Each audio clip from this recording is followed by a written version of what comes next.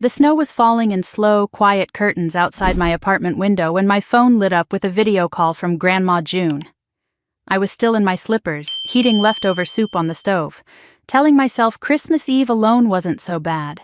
I'd convinced myself my family was just busy, the way they always were, too distracted with Selena's glow and their own holiday routines to remember that I existed.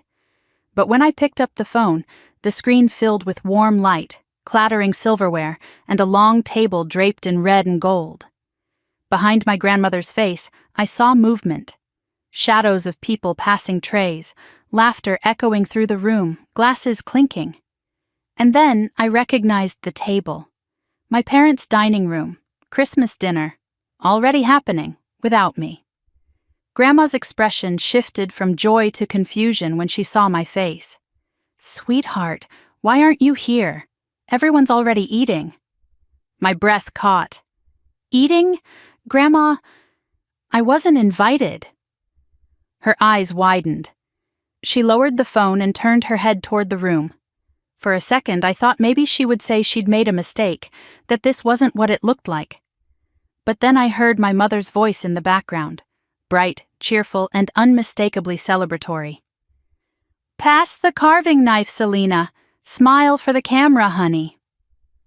When Grandma lifted the phone again, her face was pale. "Lauren, they told me they sent your invitation. I thought—" But she didn't finish the sentence. Because behind her, at the long table glowing with candles and garlands, I saw my family. All of them. My mother, my father, aunts, uncles, cousins I hadn't seen since last summer. And at the center, like always, Selena, laughing, shining, clinking champagne glasses while people toasted to her new promotion at the marketing firm. I stared at the screen, frozen. And then I saw it. The space at the end of the table where my chair used to be every Christmas Eve. Gone. They hadn't just forgotten me. They had removed the seat entirely. "Grandma," I whispered, "I didn't get an invitation, not a call, not even a text."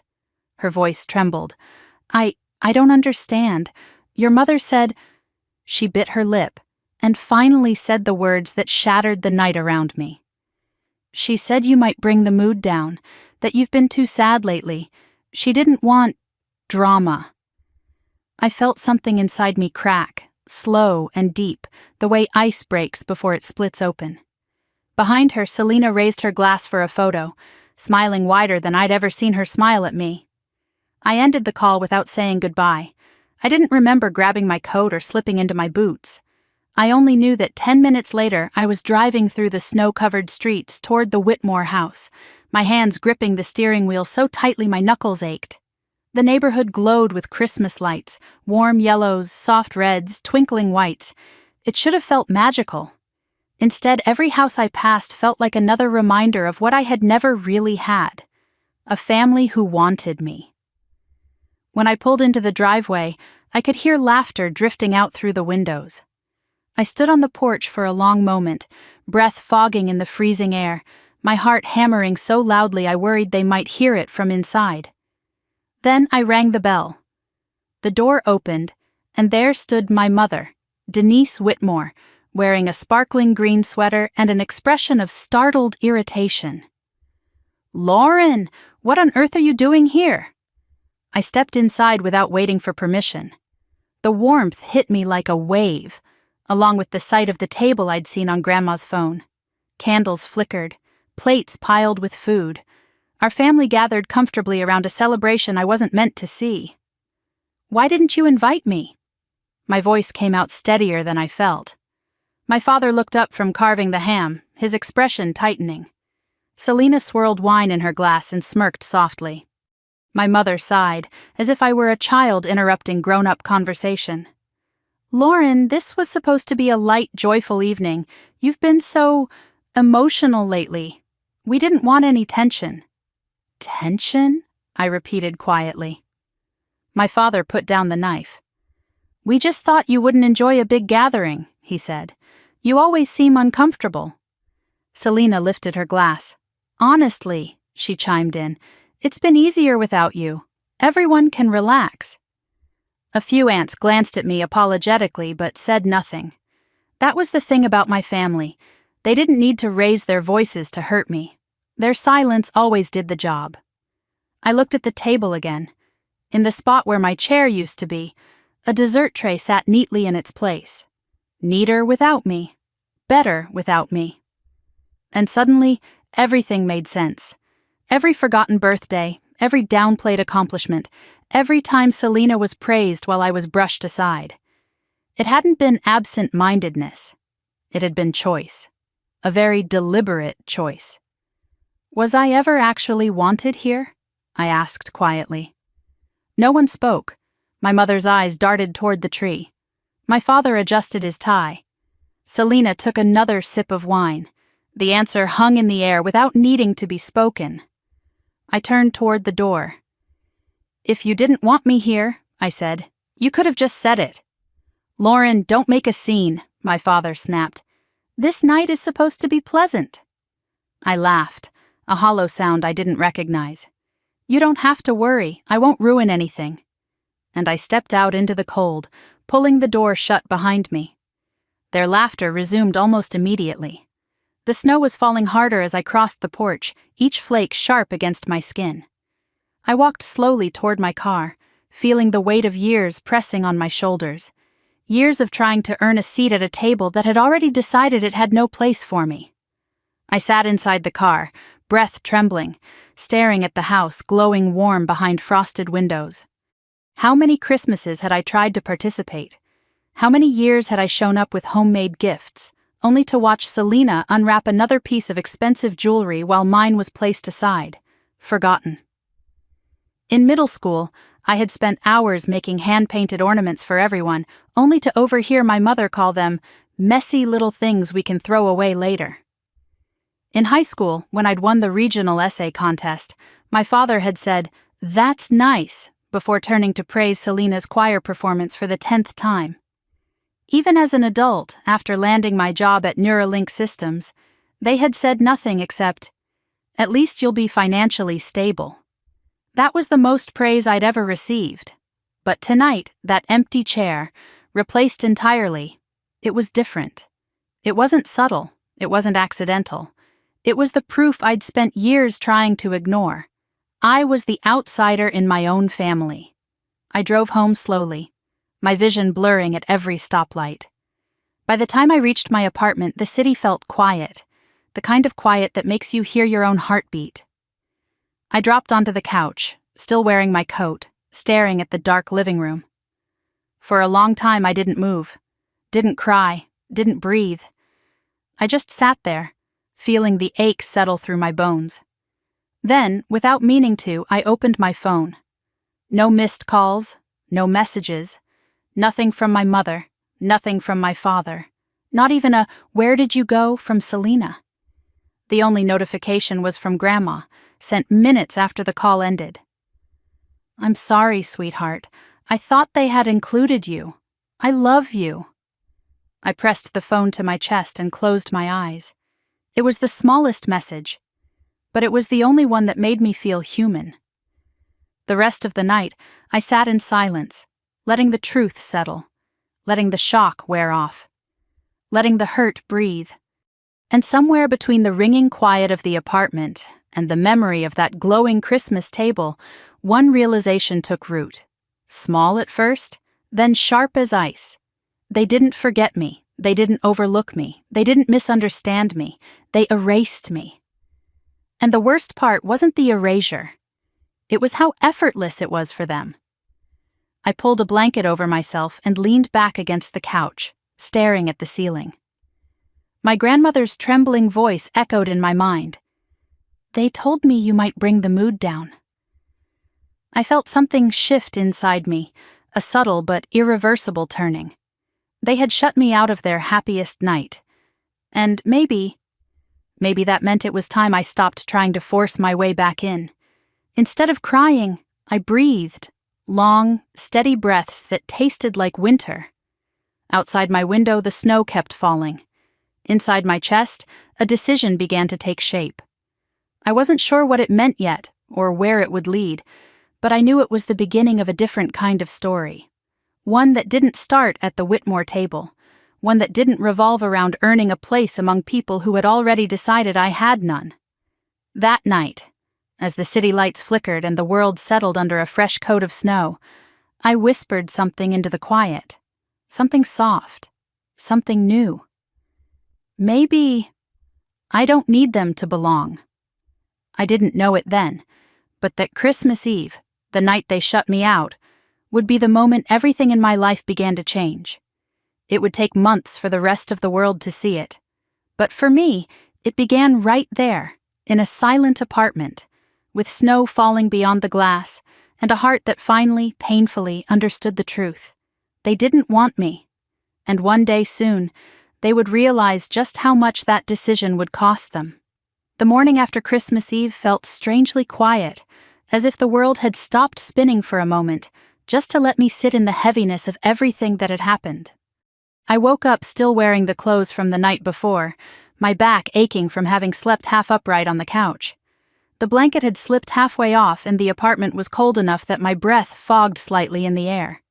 For a few seconds I didn't move. I stared at the ceiling and tried to convince myself that the entire night had been some twisted dream. But the silence told the truth. There were no missed calls asking if I got home safely. No apology messages, no explanations, not even one half-hearted excuse from my mother. Christmas had happened without me, and apparently that was exactly how everyone wanted it.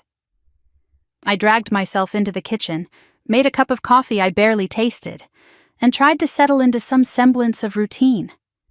Outside, the snow had thickened overnight, softening the world in a way that felt mocking.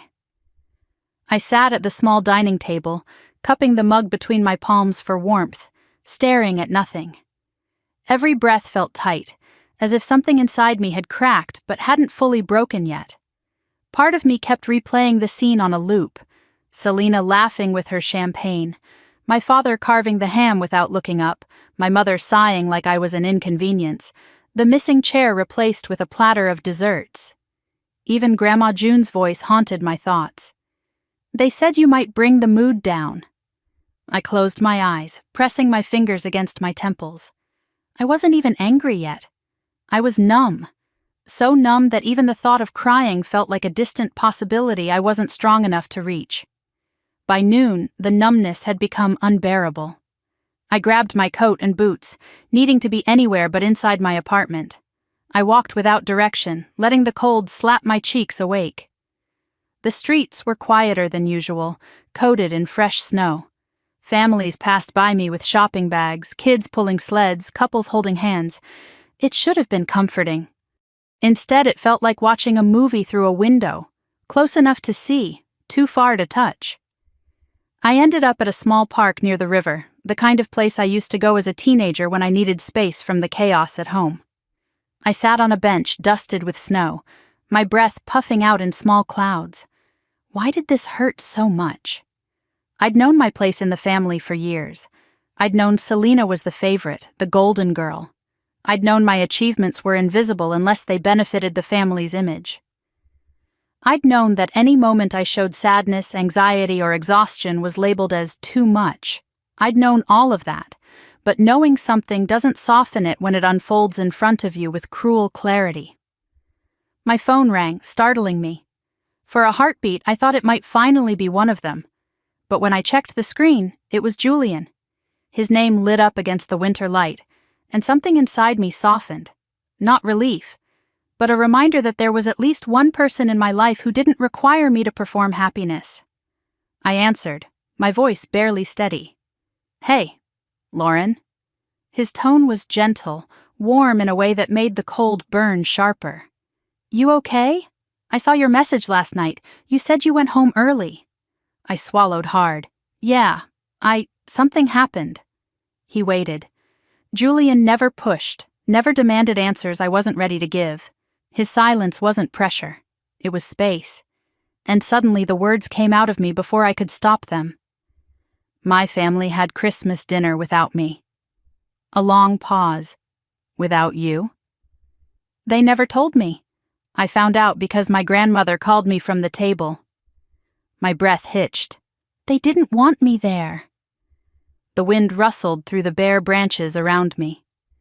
Julian exhaled slowly on the other end of the line, the kind of breath that carried sadness and anger layered together. Lauren, I'm so sorry. I squeezed my eyes shut. Hearing someone acknowledge it, someone who wasn't pretending I deserved it, nearly broke me open. I don't know why it hurts this much, I whispered. I should be used to this by now. You shouldn't have to be, he said quietly.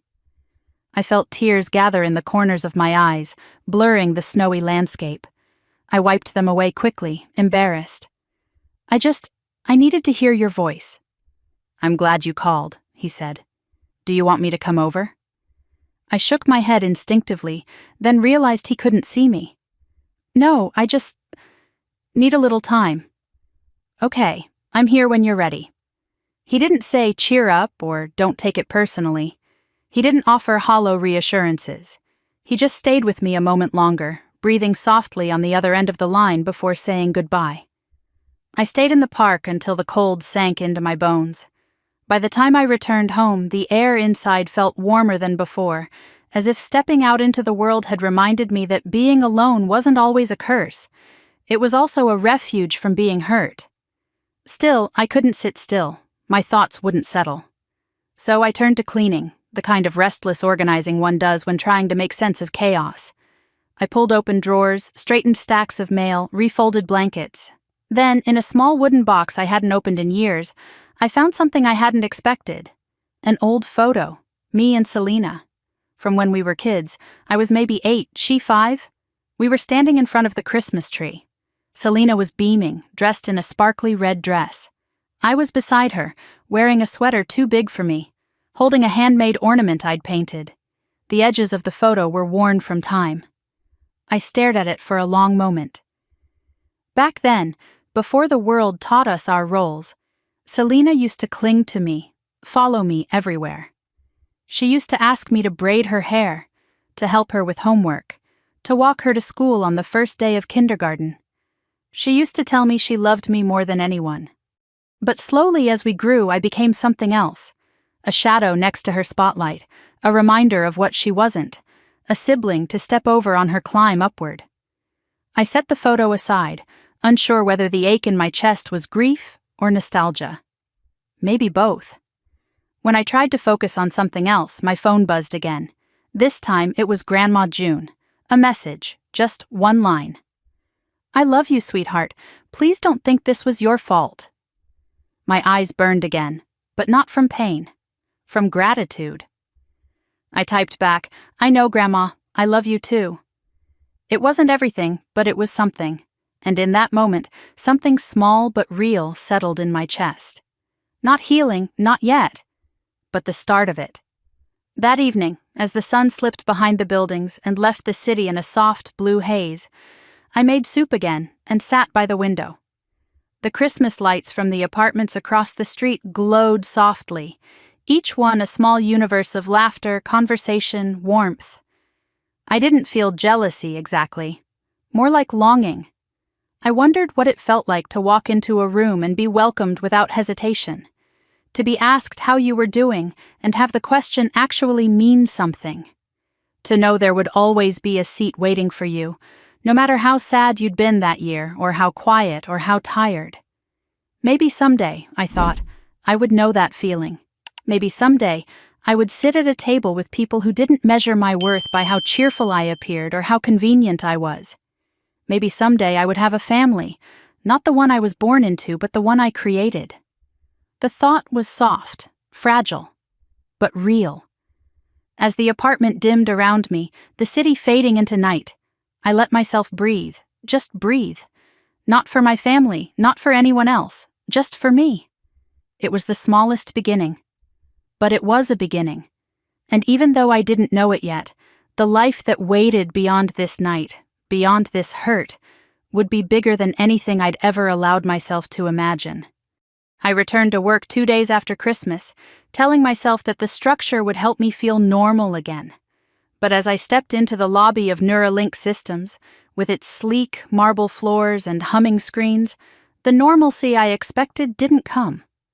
The world felt slightly out of sync, as if everything had shifted a fraction of an inch while I wasn't looking. Colleagues wished me happy holidays.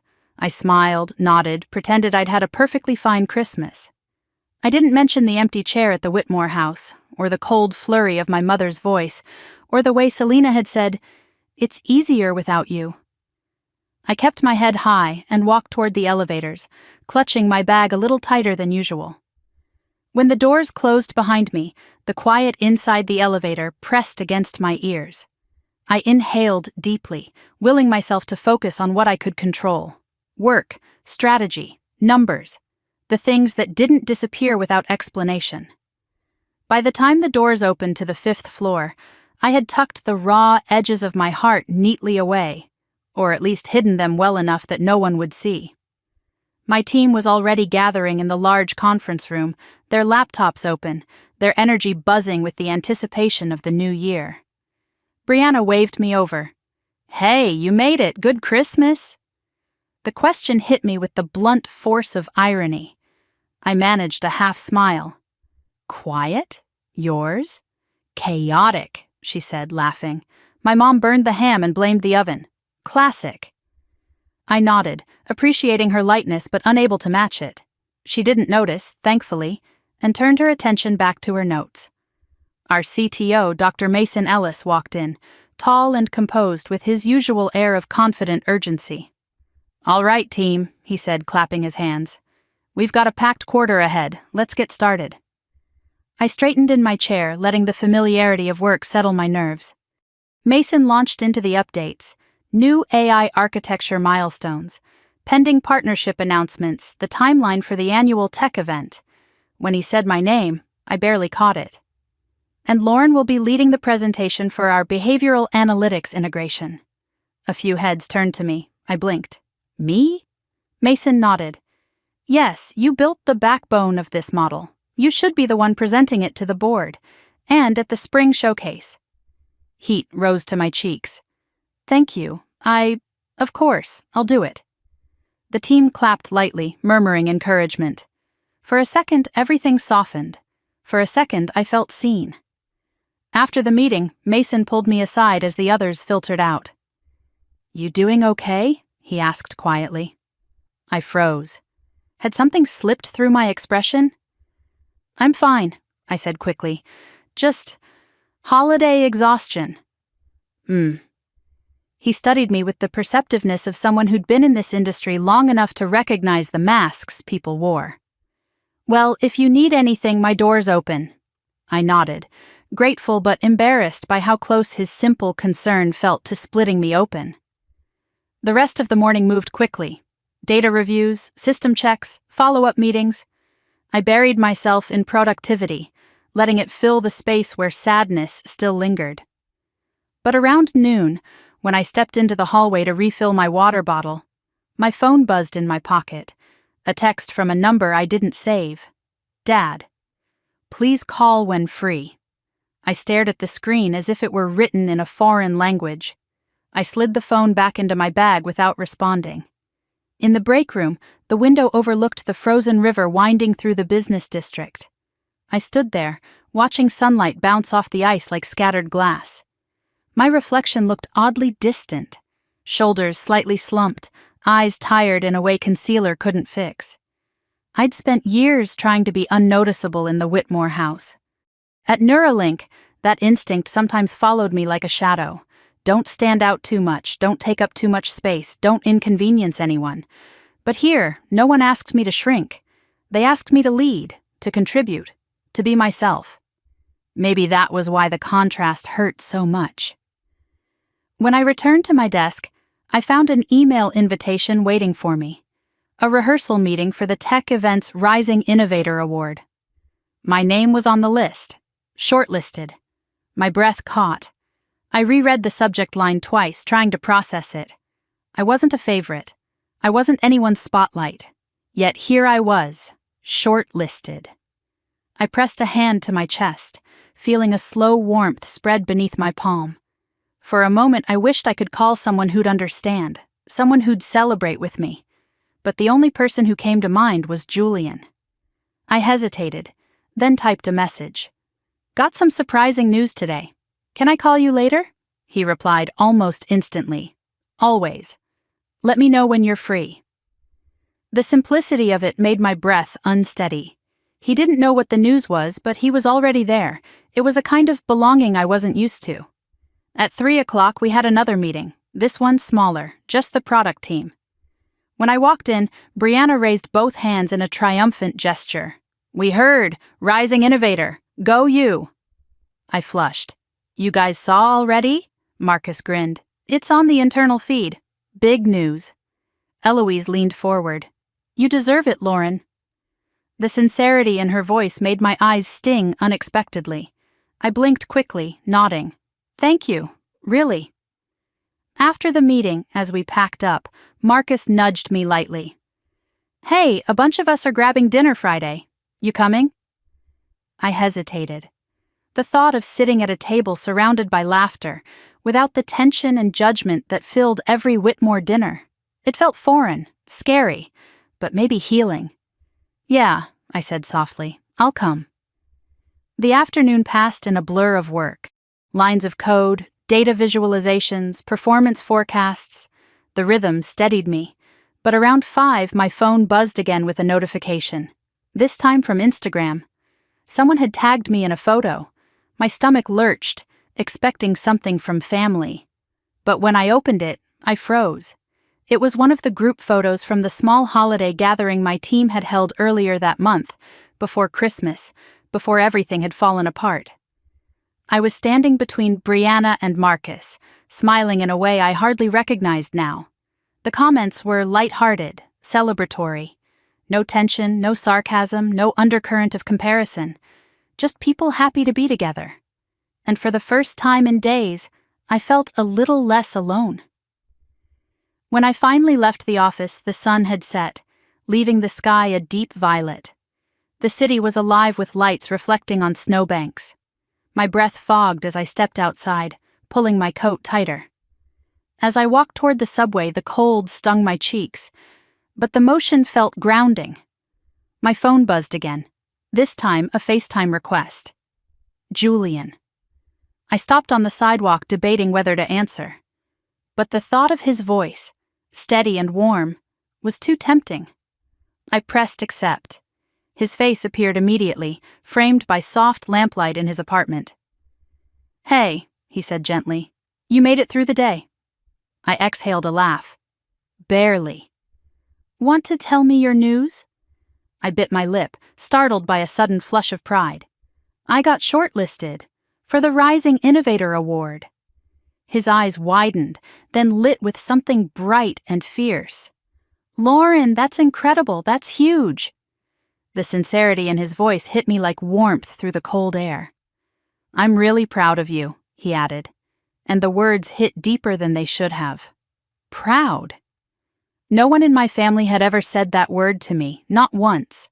Not when I graduated top of my class, not when I got my job at Neuralink, not when I won departmental awards.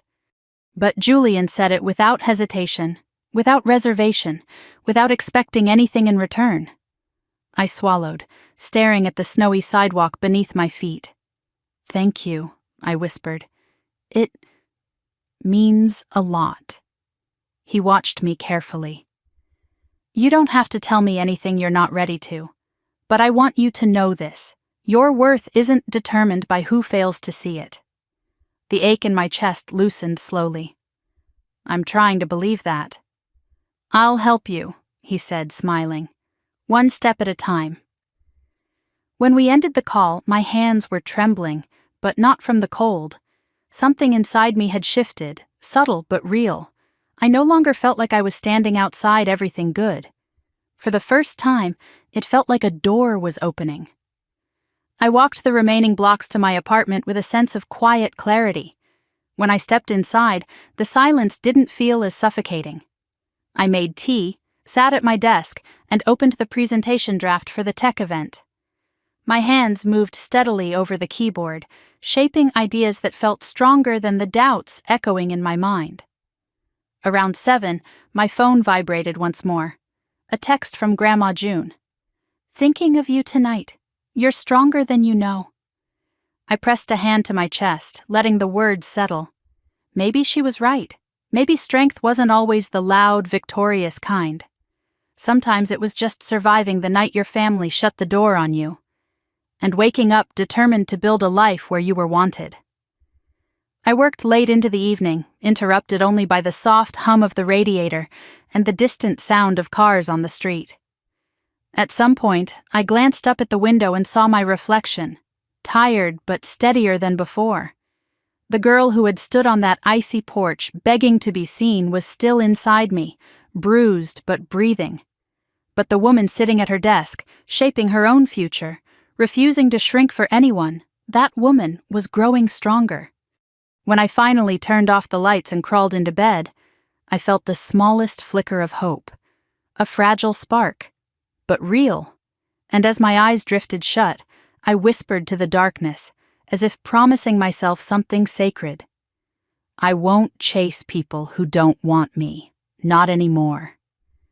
The snow continued falling through the night, blanketing the city in quiet. And somewhere inside that vast, silent world, a new beginning was quietly taking shape, one that had nothing to do with the Whitmore name. The first week of January moved with the kind of speed that leaves you breathless, as if the universe had decided that the only way forward was through motion. I walked into Neuralink on Monday morning, feeling like a different version of myself. Still bruised, still carrying the weight of Christmas Eve in quiet, invisible ways, but no longer willing to fold under it. Something had shifted, and work, with its predictability and structure, became the space where I could breathe again. The office buzzed with post-holiday energy. Screens flickered with dashboards and code, teams huddled in corners with coffee cups, and the hum of focused conversation filled the air. But even in all the noise, I felt oddly steady, as if I'd finally placed one foot on solid ground. When I reached my desk, a notification popped up immediately. Rising Innovator Nominee, Press Session Update. My stomach fluttered. I wasn't used to seeing my name attached to things with weight, at least not outside of spreadsheets and performance reports. I opened the email. It confirmed that I needed to attend a briefing that afternoon for potential speakers at the spring tech event. I inhaled slowly, letting the significance settle. It wasn't pride yet, at least not the kind that glows. It was quieter than that, more like the warmth of stepping into a room where you're finally invited to speak.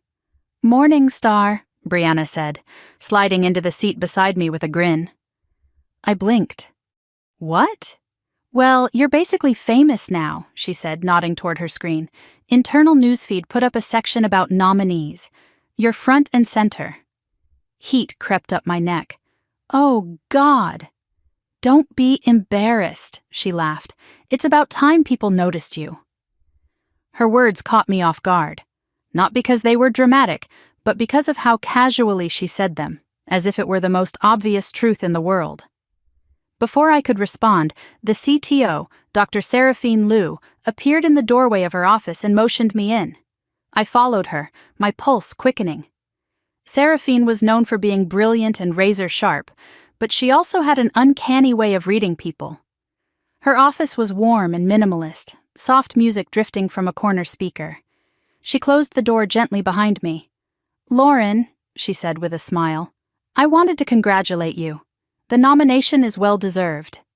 "Thank you," I said quietly. She studied me for a long, thoughtful moment. "You've been doing exceptional work. Your strategy proposals have changed the trajectory of our next quarter." I nodded, unsure how to respond. "But," she continued, clasping her hands, "visibility brings attention, and attention brings unexpected people." I frowned slightly. "What do you mean?" She tilted her head. "Sometimes, when the world starts to recognize your value, the ones who overlooked you the longest try to come back. Not because they've changed, but because they smell opportunity." My breath caught. I didn't tell her about Christmas Eve.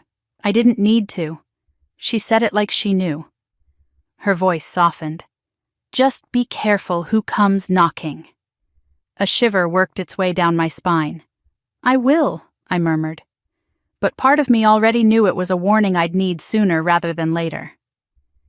That afternoon, the boardroom was filled with energy as teams prepared proposal drafts for the new partnership Neuralink was securing with a major European tech firm.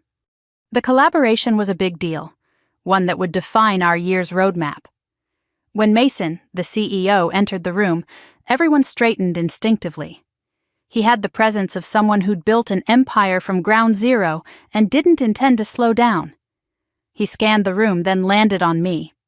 "Lauren," he said, "walk us through your user behavior integration model."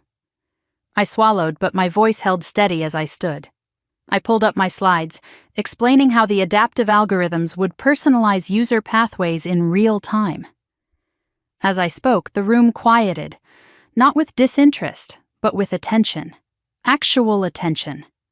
By the time I finished, Mason nodded with approval. "Excellent. Your segment will anchor our pitch next month." He paused. "You'll present this yourself." A ripple of pride, strange and fragile, moved through me. "Of course," I said. "I'd be honored."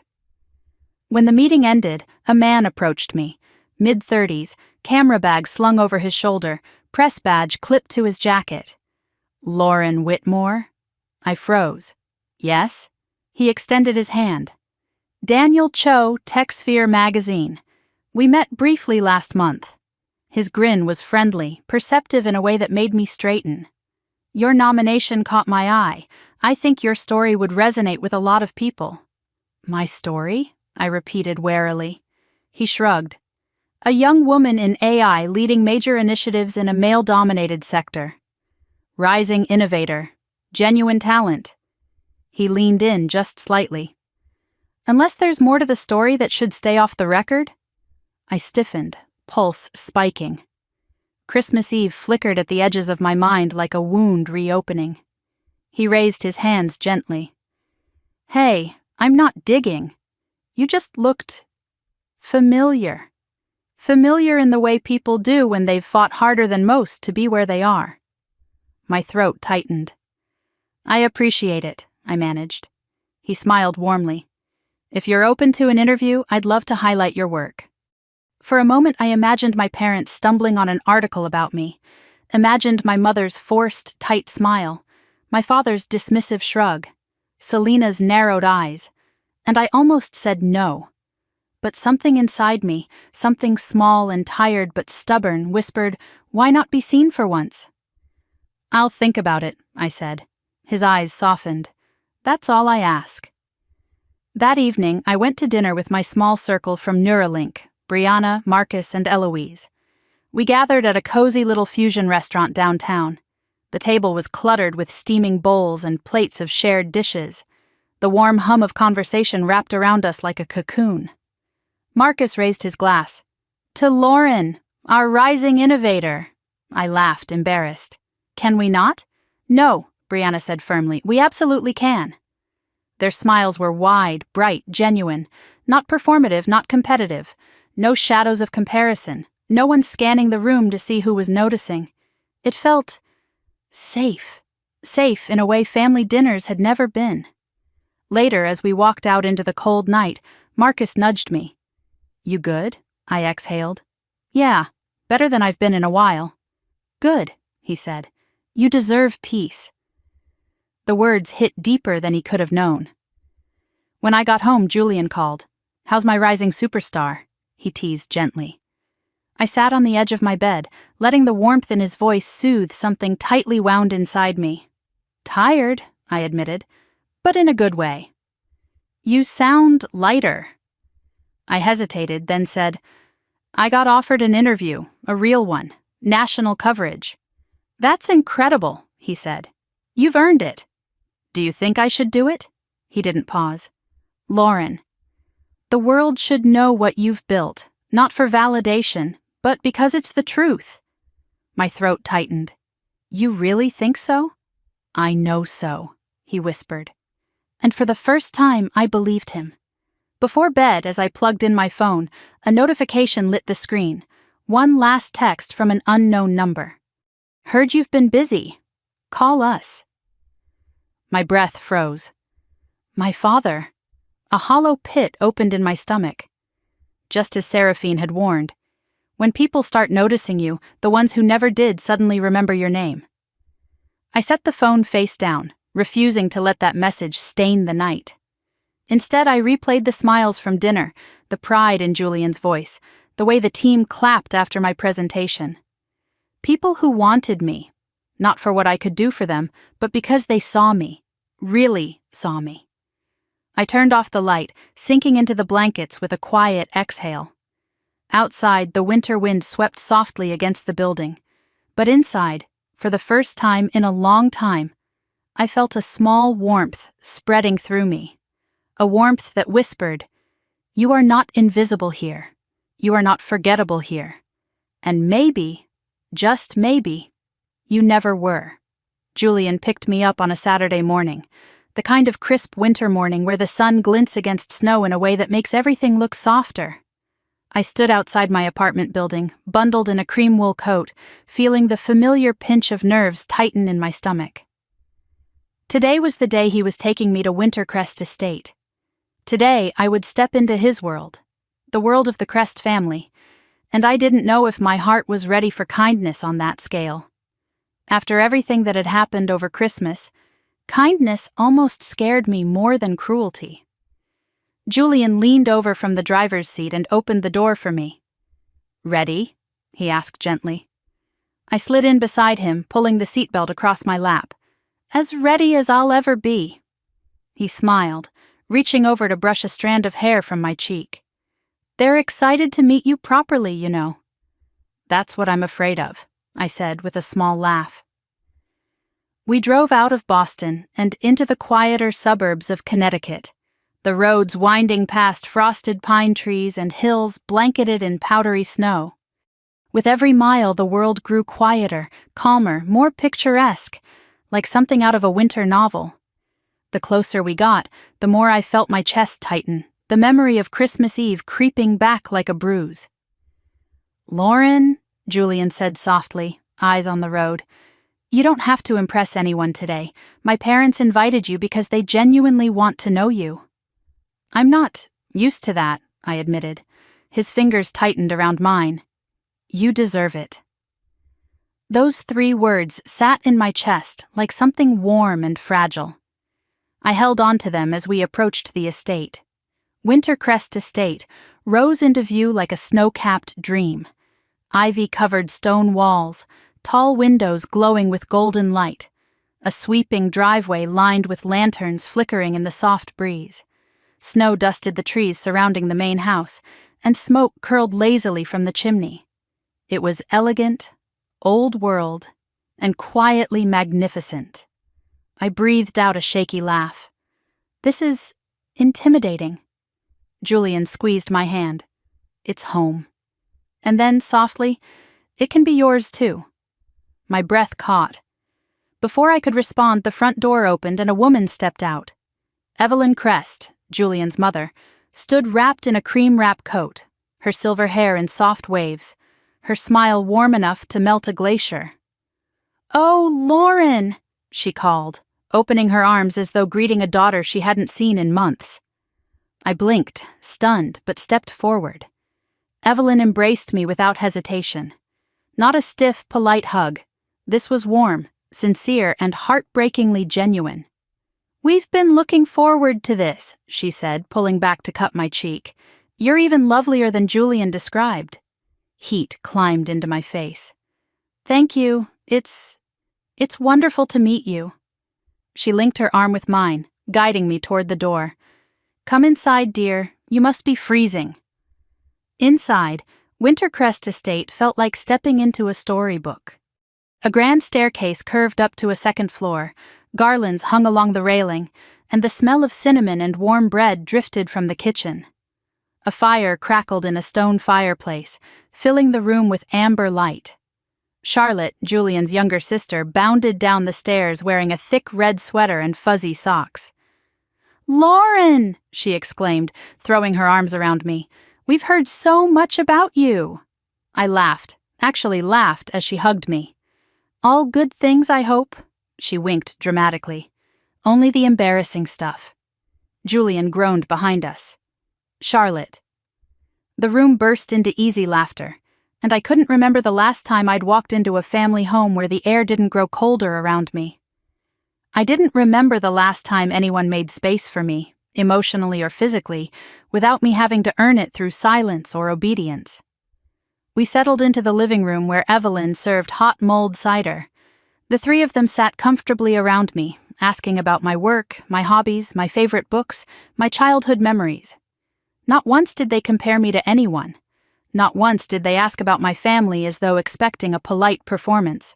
When I paused or hesitated, they waited, not impatiently, not judgmentally, but gently, as if giving me time was the most natural thing in the world. It was disorienting, beautifully disorienting. At some point, Charlotte leaned forward. So, is it true you taught yourself Python just because you were bored one summer? I laughed softly. Bored and competitive. I wanted to prove to myself I could learn something new. That's amazing, she said, eyes bright. Teach me sometime? Of course, I said, surprised by how easily the words came. Julian watched me with that soft, steady smile he wore only when he thought I wasn't looking. After tea, Evelyn touched my arm. Come, dear. Walk with me for a moment. She led me down a hallway lined with family photos. Smiling faces, vacations, graduations, Christmas mornings. All the things I never had. All the moments my family had orchestrated without me, even before they removed the chair at their table. We stepped into a small conservatory filled with plants, even in the dead of winter. Evelyn turned to me, her expression sobering slightly. Julian cares for you very deeply, she said quietly. And I can see why. You are thoughtful, strong, and incredibly kind. My throat tightened. She continued gently. I hope you know that whatever your relationship with your own family looks like, you have a place here, always. I blinked quickly, but tears still welled. Thank you, I whispered. You don't know how much that means. She squeezed my hands. Maybe I do. When we returned to the living room, the lights dimmed suddenly, and Charlotte appeared with a cake blazing with tiny sparklers. Surprise! She shouted. We thought we'd have a little celebration. My mouth fell open. A celebration for what? Evelyn smiled. To officially welcome you to our family. I froze, staring at the glowing cake. My own family hadn't bothered to save me a chair for Christmas dinner. And here, people who had known me for only months were celebrating me, because I existed, because I mattered. Julian stepped beside me, his hand brushing mine before intertwining our fingers. You're part of my life, Lauren. I want my family to know the woman I love. My breath caught in my throat. Julian! He guided me forward as his family clapped and cheered. I couldn't wipe the smile off my face if I tried. The glow of the sparklers illuminated the warmth in their eyes, the kind of warmth I'd never seen directed at me across any holiday table. After cake, we took photos in front of the fireplace. Charlotte insisted on capturing every angle, her words, and the flash reflected off the delicate engagement ring on my finger. A photographer cousin snapped a few professional shots too, saying, "These are going to turn out beautifully." I had no idea then that those very photos would spread across social media months later, sparking a wildfire of attention that would reach even the walls of the crumbling Whitmore household. But in that moment, all I felt was joy. Later, Julian and I stepped out onto the back terrace to escape the lively chatter. The estate grounds stretched out around us, gardens sleeping under the snow, lanterns flickering along stone paths, and a sky full of stars. The cold bit at my skin, but Julian wrapped his coat around my shoulders and pulled me close. "How are you holding up?" he asked softly. I exhaled, watching my breath cloud in the air. I don't know. This is all new. Too much? Not too much, I said quickly. Just different from anything I've known. Julian brushed his thumb along my jaw. You deserve this kind of warmth. A lump formed in my throat. I'm scared, I admitted. Every time something good happens, I feel like it can disappear just as quickly. He pressed his forehead against mine. This won't disappear. I leaned into him, letting his steadiness anchor me. Inside the house, laughter drifted outward, light, unforced, nothing like the brittle politeness of my childhood home. After a long moment, Julian whispered, "I want you in my family, not later, not someday. Now." My breath trembled. "Are you sure?" He smiled. "I've never been more sure." When we walked back inside, Evelyn approached with a soft, proud smile. "Before the night ends," she said, "I want you to know something." "What's that?" I asked. She glanced between Julian and me. "You will always have a seat at our table, Lauren, no matter the day, no matter the season." My chest tightened, and tears pressed behind my eyes, because those were the words I'd been waiting to hear my entire life. On the drive back that night, the estate lights faded behind us, but the warmth didn't. I rested my head against the window, watching snow drift across the glass in swirling patterns, and I let myself feel something I hadn't allowed in a long time. Hope. Hope for a family I could one day call my own. Hope for a life where I didn't have to beg to belong. Hope that the empty Christmas chair wasn't the end of my story, just the beginning of a new one. And beside me, Julian reached for my hand without a word, as if he knew I'd been waiting for that too. The morning after our visit to Wintercrest Estate, I woke with a kind of warmth I didn't recognize at first. It wasn't from the soft blanket tangled around my legs or the sunlight spilling across my sheets. It came from something deeper, something quieter, the feeling of finally being accepted without conditions. I lay still for a moment, listening to the muffled city sounds outside my window, letting that realization settle. For the first time in years, maybe ever, I felt wanted. But the feeling was fragile, delicate as frost on a window pane. Because beneath it ran another truth. My family still hadn't called, not once. Not to ask why I'd been missing from the Christmas photos they proudly posted. Not to ask how I'd been, not even to pretend they cared. If anything, the silence confirmed what I'd always known. I didn't belong in their world. Still, as I made coffee and prepared for the week ahead, I found myself replaying moments from the night at Wintercrest. Evelyn's warm smile, Charlotte's easy laughter, Julian's quiet pride when he held my hand. Their kindness had wrapped around me like a blanket I never knew I needed, and though part of me feared it, another part began to bloom in its warmth. By Monday morning, Neuralink was buzzing with its usual energy. Screens flickered, keyboards clicked, and the hum of innovation filled the air like electricity. I walked through the doors feeling steadier than I had in weeks. There were deadlines to meet, prototypes to refine, and a major pitch to finalize. It felt good, comforting, to slip back into the rhythm of something that didn't crumble beneath me. But as I settled into my desk, logging into the system, my phone buzzed. A message from an unknown number. "We need to talk. Call us. No greeting, no name, no warmth." It was from my father. I locked the screen, refusing to let that be the first thing to shape my day. The team gathered in the main conference room for our weekly briefing. When I walked in, Mason, the CEO, greeted me with a nod. "Morning, Lauren. Good weekend?" I hesitated. "Surprisingly good." He smiled. "Glad to hear it. Let's get started." Presentations began, updates, timelines, risk assessments. When my turn came to discuss the adaptive integration model, I pushed aside the nervous fluttering in my chest and forced myself to stand taller. As I explained the structure of the user behavior mapping, the room grew quiet. Not heavy, focused. People listened. They took notes. They nodded. When I finished, Mason leaned back in his chair, studying the data. Then he looked up at me. "Exceptional work." 2 words, simple, but they warmed something deep inside me. "Thank you," I said, trying not to let my voice tremble. After the meeting, Brianna caught up with me. "Lunch later?" she asked, linking her arm with mine for a moment. "Yeah," I smiled. "I'd like that." She grinned. "Good, you deserve a break." As I turned to head back to my desk, my phone buzzed again. I checked the screen reluctantly. Another message. "You've been ignoring us. Enough. Call your mother."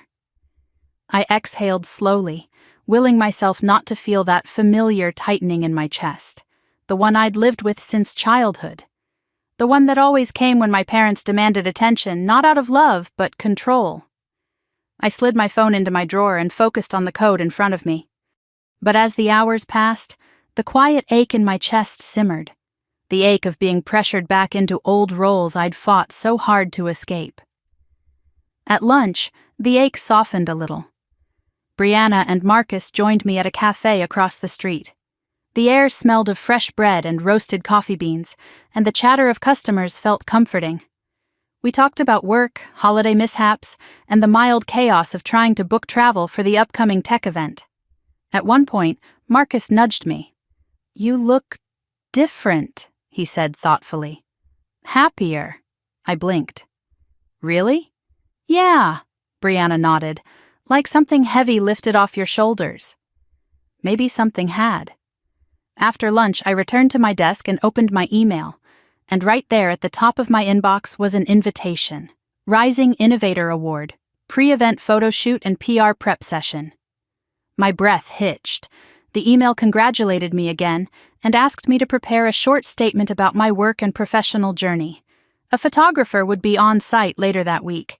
They wanted polished, professional shots for press releases. My hands trembled slightly as I scrolled. I had never been the one selected for anything like this. Growing up, Selena had been the child who got her picture taken. Every recital, every award, every staged holiday moment. I was the one behind the camera, asked to take the photos or stand quietly to the side. And if I ever stepped in front of the lens, my mother's tight-lipped smile always seemed to imply it was a mistake. But this time, someone wanted me in the spotlight. Not her. Me. I leaned back, overwhelmed by the sharp, unfamiliar mix of pride and disbelief swirling inside me. And then my phone buzzed again. This time, a voicemail. From my mother. Against my better judgment, I pressed play. "Lauren." Her voice was clipped, impatient. "It's rude to ignore us. Your father is extremely disappointed. Call back immediately." That was it. No, "How are you?" No, "Where have you been?" No apology for Christmas. Just disappointment, just expectation, just demands. I deleted the voicemail without listening to it twice. I wasn't obligated to step back into the shadows they'd shoved me into. Not anymore. That evening Julian called. His face broke into a smile when my screen lit up with his video. "Hey," he said. "How's your day?" "A lot," I admitted, sinking onto my couch. "Good a lot or exhausting a lot?" "Both," I said honestly. His eyes softened. "Want to talk about it?" I told him about the PR announcement, the photo shoot, the nomination. His expression shifted from surprise to pride in a matter of seconds. "Lauren, that's huge," he said quietly. "I knew they'd recognize you eventually." I felt heat rise in my face. "It feels strange. Good, but strange." He nodded. "You deserve every part of it." Then I hesitated, because telling him about the messages, about my father, felt like dragging dirt into something safe. Still, the words slipped out before I could stop them. "They reached out today." He didn't need clarification. His lips pressed into a thin line. "Your parents." "Yes." "What did they want? To talk, or to control?" "I'm not sure there's a difference." Julian's jaw tightened. "You don't owe them anything." "I know," I whispered. "But part of me still feels like the scared kid who gets punished for not answering immediately." He leaned closer to the camera. "You are not that child anymore." I swallowed hard. "I'm trying to believe that. And I'll keep reminding you until you do." His voice was steady, grounding. It made the crack in my chest ease just a little. Later that night, after we hung up, I sat at my desk reviewing proposals for the upcoming partnership pitch. Outside, sleet tapped against the window, a soft insistence that pulled me into a rhythm of thought. As I revised data tables, I thought about my grandmother, the only person in my family who had ever shown me unconditional love. I thought of how her voice had trembled on Christmas Eve when she told me what they had done, how she had called me later that night, apologizing even though the decision hadn't been hers. Her words echoed in my mind now. You didn't deserve this. They just don't know who you've become. And maybe that was true. Maybe they would never know. Because while they were busy dismissing me, shutting doors, removing chairs from tables, I'd been building something different. A life, a career, a circle of people who didn't require me to shrink. I was becoming someone they could no longer recognize, someone who didn't need their approval to feel whole. As the clock neared midnight, I rubbed my temples and closed my laptop. The apartment was quiet except for the hum of the heater. I walked over to the window and stared out at the glowing city lights. In the reflection, I searched for the version of myself I'd been last year, the woman who still clung to the hope that her parents would one day look at her and see something worth celebrating. She wasn't there anymore. The woman in the glass looked steadier, clearer, braver. She looked like someone beginning to understand her worth. And as I stood there, watching snow fall softly against the streetlights, I realized something. My parents' silence wasn't the center of my story anymore. The warmth of Wintercrest Estate, the pride of my colleagues, the rising recognition of my work, the steady love in Julian's voice. Those were the things that shaped me now, not the empty chair at Christmas dinner. I turned off the lights, slid beneath my blankets, and let sleep find me slowly. And before my eyes closed, I whispered into the darkness, I'm done chasing people who don't want me. For the first time, the words didn't hurt. They felt like freedom. The snow had thickened overnight, blanketing the city in heavy drifts that softened sound and slowed traffic to a sluggish crawl. By the time Friday morning arrived, I was already awake before my alarm, lying still beneath the covers, staring at the ceiling as the faint blue of dawn slipped through the blinds. Today was my Rising Innovator photo shoot, the first real public-facing moment of my professional life. The idea thrilled and terrified me in equal measure. I dressed carefully, choosing a charcoal gray blouse and fitted trousers that struck the right balance between confident and understated. As I fastened a simple pair of gold earrings, I caught my reflection in the mirror. My eyes looked clearer than they had a month ago, my posture straighter. Still, a quiet, nervous energy crackled beneath my skin, as if a storm lingered on the horizon. At Neuralink, the photo team had set up a temporary studio in one of the glass-walled conference rooms. Softbox lights glowed like miniature suns. Backdrops of deep blue and neutral gray hung from metal stands. A table lined with makeup brushes and touch-up products sat to the side. When I stepped inside, a woman with bright auburn hair greeted me warmly. You must be Lauren, she said. I'm Celine. I'll be doing your makeup today. Natural, polished, but nothing too heavy. You have great angles. I laughed nervously. I don't really do photo things. Well, today you do, she smiled. Sit, we'll make this painless. As she worked, she kept the conversation light. Nothing probing, nothing intrusive. When she stepped back and handed me a mirror, I almost didn't recognize the woman looking back. Not because I looked different, but because I looked like someone who deserved to be photographed. The photographer, a man named Alex, waved me over next. All right, Lauren, he said, clapping his hands. Congratulations on your nomination. Let's capture the moment. He positioned me under the lights, adjusting angles, nudging my shoulders back, tilting my chin slightly upward. I felt awkward at first, stiff and over-serious, but he cracked a few jokes that helped me ease into the moment. There were shots of me seated with my laptop, standing with crossed arms, smiling candidly, and looking thoughtfully into the distance. After 20 minutes, he lowered the camera. Perfect. These will look fantastic in the press kit. I nodded, trying to swallow the lump of emotion in my throat. Somewhere deep inside, the kid who had always been asked to step out of family photos whispered, "They're actually choosing you." When Alex left the room, I sat on a chair near the window, letting the weight of it settle. Before I could process it fully, Mason entered, closing the door behind him. "You ready for the press prep session?" he asked. "As ready as I can be." He smiled, but his tone shifted to something more serious. "I'm glad you're being spotlighted, Lauren, but I want you to be prepared. Increased visibility often invites unexpected complications." Complications. My parents, their unanswered messages, their sudden interest in speaking to me. I nodded. "I understand." "No matter what happens," he continued, "we support you fully. Your work speaks louder than anything else." His words steadied me. After the prep session, I returned to my desk, only to find 2 new messages waiting on my phone. One from my mother. "Call me immediately. This behavior is unacceptable." And another from my father. "We need to talk. It's important. Stop ignoring us." The ache in my chest returned, sharp, hot, familiar. But this time, something in me resisted the pull. I set the phone face down and focused on my screen.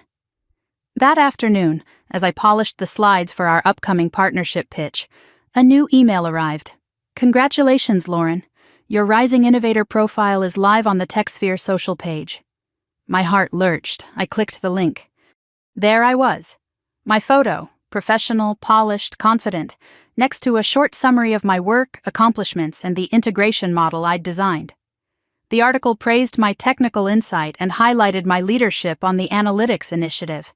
It was surreal. I scrolled through the comments, dozens of them. "Brilliant engineer, excited to see her presentation." "Finally, someone worth spotlighting."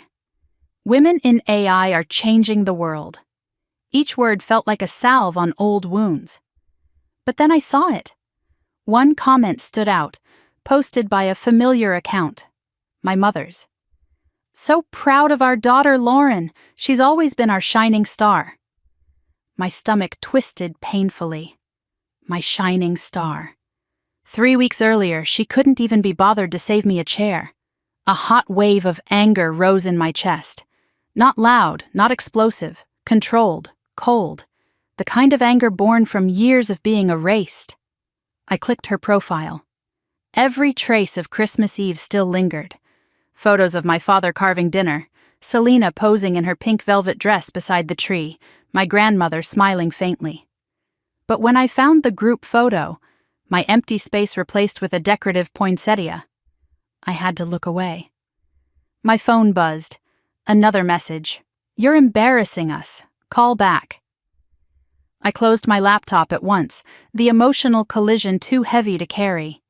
I needed air. Outside, the wind howled through the narrow streets as I walked briskly, letting the bitter cold sting my cheeks awake. Snow swirled violently. My breath hitched in the frigid air. I reached the small park near the river, the one place I always found grounding. The bench was covered in fresh snow, but I brushed it off and sat down. My heart pounded hard against my ribs. Anger, hurt, confusion, pride, hope. A storm of emotions clashing all at once. I didn't even hear footsteps crunching in the snow behind me until someone sat down beside me, Julian. He didn't say anything at first. He placed a thermos in my hands. Warmth seeped into my skin. I stared ahead. "How did you find me?" "You weren't answering," he said softly. "I figured you'd be here." Something in me cracked open. "Why do they only want me when it benefits them?" I whispered. He exhaled, long and slow. "Because some people don't see your worth until someone else does." I clenched the thermos tighter. "It hurts." "I know." "They ignored me for years," I said, voice trembling. "Then Christmas happened. And now suddenly I'm their shining star? I can't." I shook my head. "I can't be what they want when they only want the version of me that gives them something." Julian gently turned my face toward him. "You don't owe them anything." "But they're still my family." "Family is who shows up," he said firmly, "not who demands." The wind howled louder, but somehow his words quieted the storm inside me. I leaned into him slightly, his arm wrapped around my shoulders, shielding me from the biting cold. For a few minutes we sat in silence, watching snowflakes drift and settle along the riverbank. Then Julian murmured, "Do you want to know something?" I glanced up. My father saw the Rising Innovator announcement. He told me, "That young woman is going to change the future of this field." My breath caught. "He said that?" Julian nodded. "He also said that if you ever consider launching your own project or product, he'd be interested in investing." Heat rose in my cheeks. "Are you serious?" "Completely." I looked down at my hands. "I don't know how to accept that kind of support." "You accept it," he said softly, "because you earned it." The wind softened, carrying the faint scent of pine from the trees behind us. I closed my eyes. A heavy tear slipped down my cheek, not from sadness but from the painful, overwhelming realization that maybe I wasn't broken after all. Maybe I had simply been in the wrong environment my whole life. Julian brushed the tear away gently. "Come on," he murmured. "Let's get you home." As we walked back, hand in hand, snow crunching underfoot, a new understanding settled in my chest.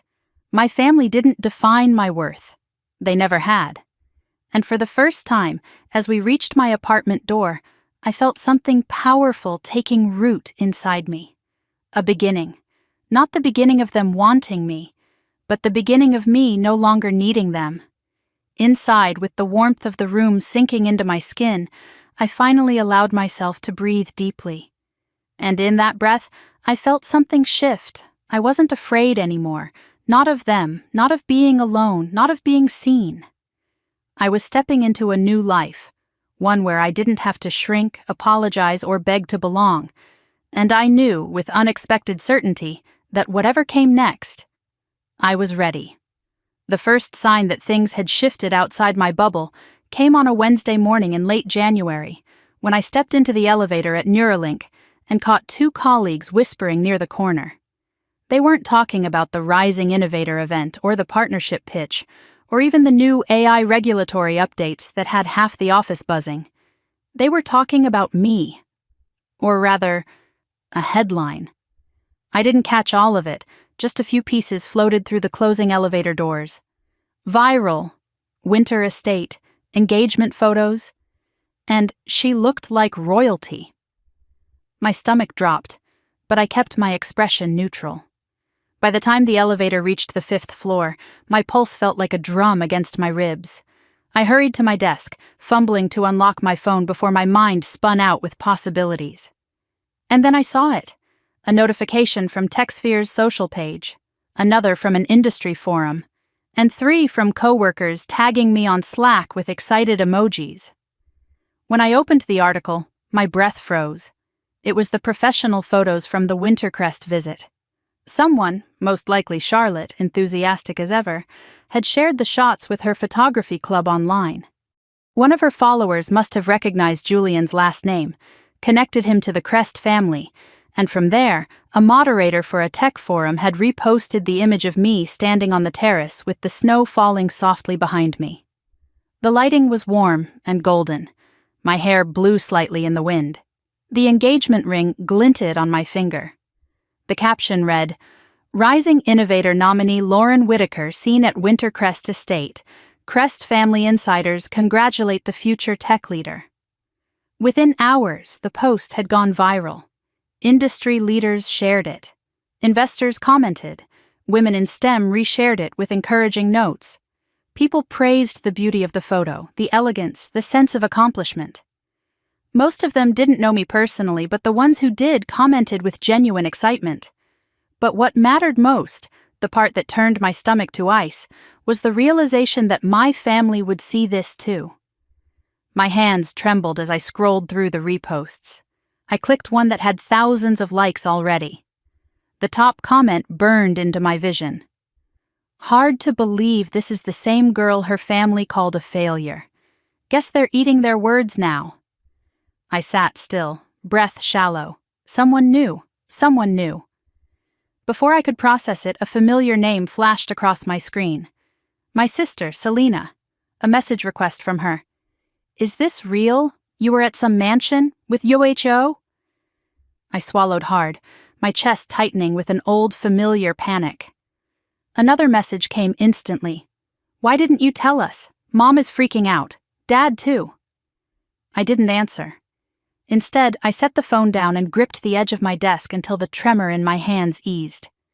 The office around me hummed with casual productivity, but inside I felt the air thin. I wasn't ready to deal with them. Not yet. A knock on my desk snapped me out of it. Brianna leaned against the partition, smiling wide. "Lauren, oh my God, have you seen your photos? They're stunning. You look like you stepped out of a winter movie." I let out a nervous laugh. Yeah, saw them." "Seriously, you're glowing." Her voice softened. "You okay? You look a little pale." I forced a breath. "Just overwhelmed. It's a lot." "Well, fame will do that," she teased. "Come on, Star, we have prep for the showcase." I followed her, grateful for the distraction. Work steadied me, pulled me out of the emotional undertow. But the reprieve was short-lived. Every break, every lull, my thoughts returned to the viral post and the messages waiting unanswered. By noon, I ducked into a quiet corner near the staircase and finally opened Selena's latest message. "Mom wants to know if that's your fiancé. Why didn't you tell anyone? We deserve to know." Deserve! The words sliced through me. My breath trembled as I typed back, "You didn't want me at Christmas. Why would you want to know anything about my life now?" I stared at the screen for a long moment before hitting send. The response came seconds later. "Lauren, stop being dramatic. This looks bad for us. People are asking why we weren't at your engagement. We need to fix this. For us, not for me." Their panic wasn't about missing my happiness. It was about missing the photo opportunity. I locked my phone again, pressing it against my forehead until the cool glass steadied me. When I returned to the office, Julian's name lit my screen. I stepped into an empty meeting room before answering. His face appeared immediately, eyes bright. "Hey, superstar, Charlotte just texted me. Apparently your photos are blowing up everywhere?" I let out a thin laugh. "Yeah, I woke up anonymous and now suddenly everybody knows what my coat looks like." He chuckled. "It's a good coat." "It's a lot," I whispered. His expression softened. "Tell me what's wrong." I swallowed. "My family saw the photos." Julian's jaw tensed. "And? They're angry. Not because they missed the engagement or because they hurt me. They're angry because this makes them look bad." He leaned closer to the camera, voice gentle but firm. "Of course they are. People like them. They only care when the world is watching." I blinked back a sudden burn of tears. "I just didn't want this to turn into anything messy." "It's not messy on your end," he said steadily. "You've done nothing wrong. You're living your life. They're the ones responding with panic because it shatters the story they built around you." I stared at him, chest aching. "I don't know how to navigate this." "You don't need to," he murmured. "Not alone." After we ended the call, I went back to my desk. Work swallowed me for the rest of the afternoon. Calls, code reviews, pitch prep. Every time my phone buzzed, I ignored it. At 5, I finally checked. 9 messages, 5 missed calls, 2 voicemails, all from my mother. The last message read, "Your father says if you don't call back, don't bother coming home ever again." A coldness washed over me. Not fear, not sadness, finality. I whispered into the empty office, "You never wanted me home anyway." When the workday ended, the sky had deepened to an indigo twilight. I stepped outside into crisp air, pulling my coat tight. Snow crunched beneath my boots as I walked toward the subway entrance. But before I reached it, someone called my name. "Lauren!" I turned. Selena stood there, wrapped in a white coat, makeup flawless, expression tight with brittle anxiety. For a moment I couldn't speak. "What are you doing here?" I asked. She approached quickly, heels digging into the snow. "I came to talk. You didn't answer, so..." "So you tracked me down?" I finished. She didn't deny it. Her eyes flicked over me, as if assessing whether the viral version of me matched the real one. "Lauren, what's going on? Who was that man? That estate? Are you marrying into money?" I stared at her. "Is that what you think this is about?" She huffed. "Well, what else would it be? You never dated anyone serious before, and now suddenly, boom, engagement photos in a mansion? Do you know how this looks?" There it was again. Not, "How are you?" Not, "Why didn't you tell me?" Not, "I'm sorry for Christmas." Just, "How does this make us look?" I folded my arms. "It looks like I have a life outside the one you all abandoned." She flinched. "We didn't abandon you. You left me out of Christmas dinner." "That was Mom's idea," she snapped. "You know how she gets." "I do, and you went along with it."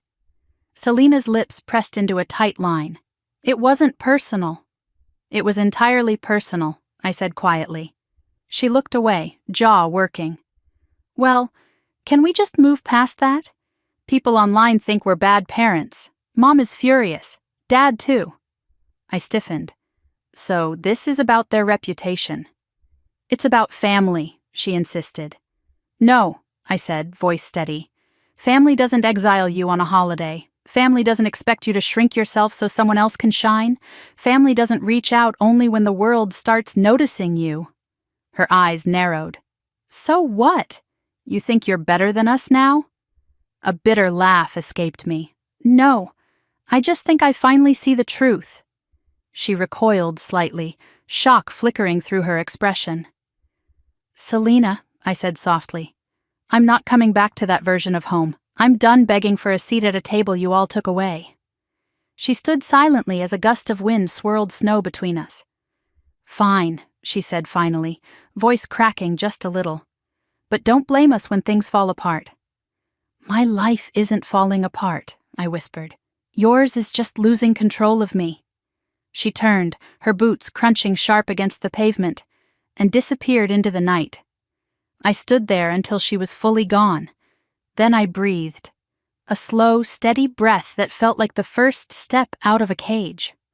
By the time I reached my apartment, the storm outside had softened, but inside something had solidified. This was no longer a story of being left behind. This was the story of moving forward. Finally, irrevocably, forward. The morning the email arrived, I was in the middle of reviewing a predictive modeling chart, half listening to the murmur of keyboards around the office. Winter sunlight streamed through the glass windows, painting clean rectangles across the floor. Everything felt normal, steady, until my phone buzzed with a notification from my personal inbox. I almost ignored it, but then I saw the subject line. Urgent. Request for immediate consultation. Whitaker Enterprises. My blood ran cold. For a moment I couldn't move. My fingers hovered above the keyboard as the world narrowed to that one line on my screen. I clicked the email before I could talk myself out of it. The message was from an outside corporate attorney, a name I vaguely recognized from my father's past bragging. "Dear Ms. Whitaker, your parents have instructed me to request an urgent meeting regarding a matter of immediate financial concern. Please respond as soon as possible. Time sensitive." Time sensitive. I sat back in my chair, heartbeat pounding in my ears. Of course it was time sensitive. My parents didn't reach out unless something was falling apart. Before I could process the email fully, another message arrived. This time from my father. No greeting, no explanation. "Call me. Now." My hands shook slightly as I locked my phone and shoved it face down in my drawer. I stared at the predictive model on my screen, numbers blurring into patterns that made no sense. My chest felt tight, anger, fear, pressure, old instinctive guilt, all tangled together in a storm I hadn't felt in years. "Hey," a voice said softly. I turned to find Eloise leaning over the partition between our desks. Her brow creased. "You okay? You look like you just saw a ghost." I tried to smile. "Just family things." She made a sympathetic face. "Say no more. Family things are always complicated." Complicated didn't even begin to describe it. I stood, forcing myself to breathe. I'm going to step out for a moment. In the hallway, I leaned against the cool metal railing and closed my eyes. My father's voice echoed in memory. The voice that had said, "You'll never amount to anything." The same voice that had dismissed every achievement I'd ever had. The voice that had told me on Christmas Eve that I would ruin the holiday just by showing up. And now he wanted something. I took my phone out again. Before I could chicken out, I dialed my grandmother instead. She answered on the second ring. "Sweetheart?" Her voice undid me. Tears stung the backs of my eyes. "Grandma," I whispered. "Did something happen?" She exhaled shakily. "I was hoping you wouldn't hear about it yet, but yes, something happened. Your father made some very bad decisions." "What kind of decisions?" My voice tightened. "Reckless ones," she said. "Ones he thought your mother could cover up. And your sister, well, she didn't help matters. They overextended the business. Loans, expansions, deals that fell through. It's not good, Lauren." I pinched the bridge of my nose. "How bad?" She hesitated. "They could lose everything." The words sank like stones. Everything. The company they'd built before I was born. The company they'd proudly engraved the Whitaker name into. The company that had been the centerpiece of every dinner conversation I'd never been part of. I pressed a hand against the railing, steadying myself. "Why are they contacting me?" "Because," she said gently, "you're doing well, and they think you can fix it." I laughed bitterly. "Of course they do." "Sweetheart," Grandma whispered, "you don't owe them this." I closed my eyes, letting the truth of her words settle. No, I didn't. After a few minutes, I went back into the office. My phone buzzed again, but I ignored it. I told myself I would finish the day before deciding anything.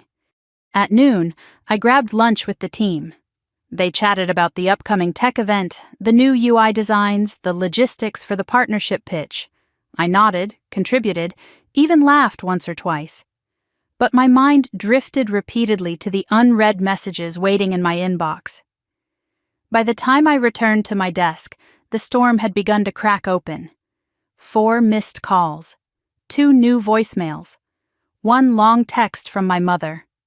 "Lauren, we need your help. Everything is collapsing. We know you've been doing well. You owe it to this family to step in. We can talk tonight at 8. Don't be difficult. Don't be difficult." The words sent a shock of heat through me, anger bright and electric. I didn't respond. At 5, I packed my things slowly, aware of Julian's name lighting up my screen with a FaceTime request. I answered as soon as I stepped into the freezing evening air. "Hey," he said softly, instantly reading my face. "Something happened," I nodded. "Yes." "Want to come over? I'm making dinner." I hesitated. "Can you just walk with me for a bit?" He smiled. "Already getting my coat." 10 minutes later, he met me near the river trail, bundled in a navy scarf and heavy coat. When he reached me, he didn't ask anything immediately. He simply took my gloved hand in his and began walking. The world was quiet except for the crunch of snow under our boots. "Talk to me when you're ready," he murmured. We walked another block before my voice finally cracked open. "My family is in trouble, financial trouble, bad trouble." He exhaled, steady and unsurprised. "And they want you to fix it." "Yes." "Why?" he asked. "What could you even do?" I looked at him helplessly. "They think I have connections, resources. They think because I'm succeeding, I can help them succeed too." Julian stopped walking and turned toward me, eyes sharp. "Lauren, listen to me carefully. You do not fix things for people who destroy you." I inhaled shakily. "But they're my family." "Ah," he touched my cheek gently. "Family is who protects your heart, not who breaks it and then demands you put it back together." His words struck deep, true in a way that made something inside me tremble. I lowered my gaze. "It's just, I don't want to be the reason they lose everything." "You're not," he said with quiet force. "Their choices did that, not you." I closed my eyes, letting the winter wind rush over my face. He stepped closer. "Lauren, they didn't even want you at Christmas dinner. They publicly erased you. They called you dramatic, unwanted. They said you'd ruin the holiday just by showing up. And now they want your help only because they need saving." My throat tightened. "I know. No," he said firmly. "Hear me. They want your success, without ever having supported it. They want your compassion, without ever giving it. They want your resources, without ever asking if you're okay." Tears stung my eyes. "I don't want to be cruel." "This isn't cruelty," he whispered. "This is boundary." I breathed slowly, then asked, "What do I do?" He took both my hands. "You decide based on what brings you peace, not what saves people who never showed you love." We kept walking along the river until the lights of the city glowed warm against the dusk. By the time we reached my apartment, something in me felt clearer, like a fog had finally begun to lift. Inside, Julian sat with me on the couch as I opened my laptop. My parents' emails waited like ticking clocks. "I'm here," he whispered, "whatever you choose." I hovered over the reply button for a long moment, and then I wrote, "I'm sorry for what you're going through, but I can't fix it. I hope you find a solution, but I'm choosing peace. Please respect that." I hit send. My breath shook. Julian wrapped his arm around me, pulling me close. "I'm proud of you." I leaned into him, letting the warmth of his words steady me. "I feel like I'm betraying them." "No," he murmured. "You're finally choosing yourself."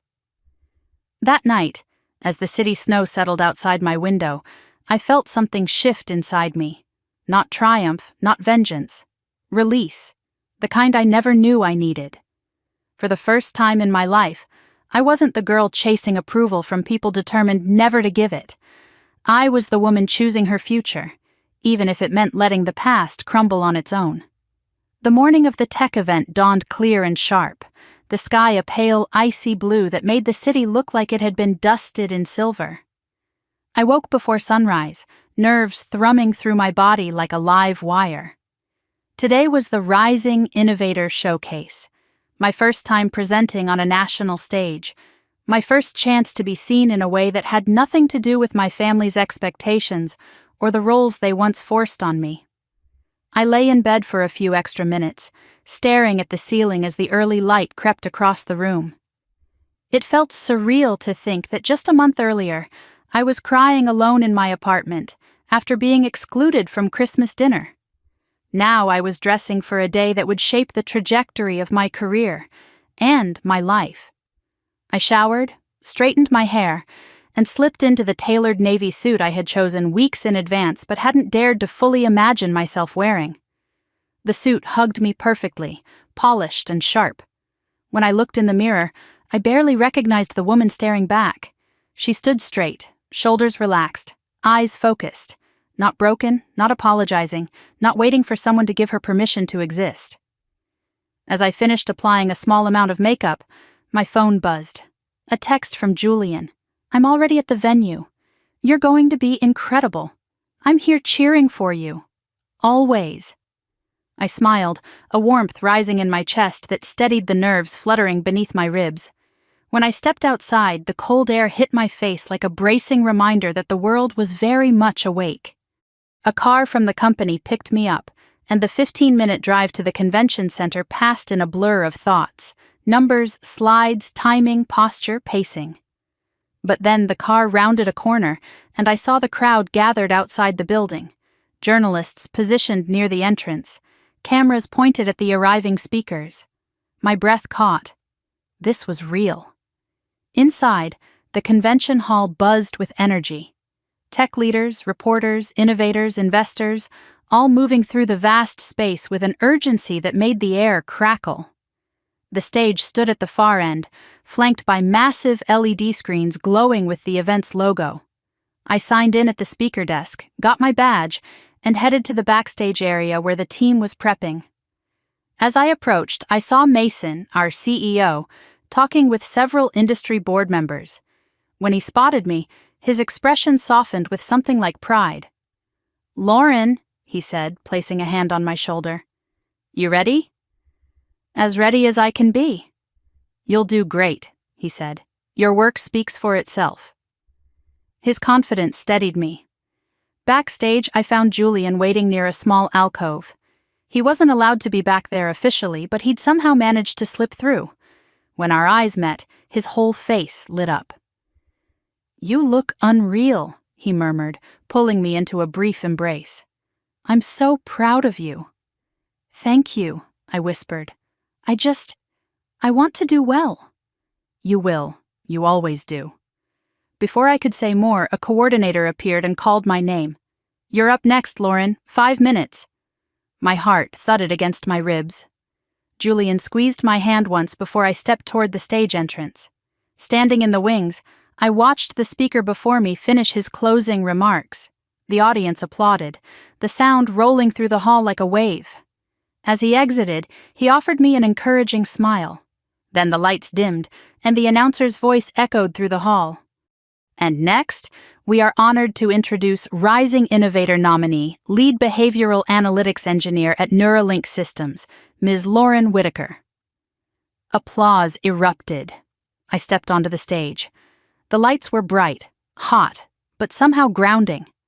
The sea of faces in front of me blurred, not because I was afraid, but because my focus sharpened. My presentation slides illuminated the giant screens. I inhaled, steadied myself, and began. I spoke of adaptive predictive models, of intuitive user mapping, of the integration architecture I'd spent months perfecting, of the future of AI personalization and behavior-driven optimization. My voice grew stronger with each sentence, gaining momentum. This was my work, my research, my mind. And for the first time, the world was listening. 3 minutes in, I caught sight of Julian in the front row, hands clasped, eyes locked on me with unshakable pride.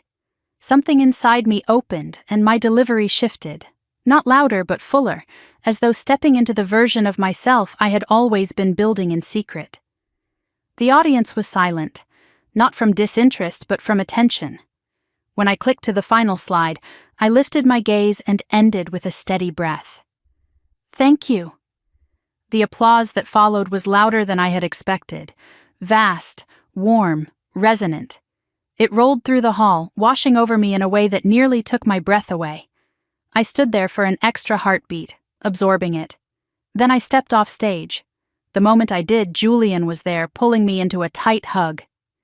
"You were brilliant," he murmured into my hair. "Absolutely brilliant." A coordinator tapped my shoulder. "Press is asking for you. Follow me."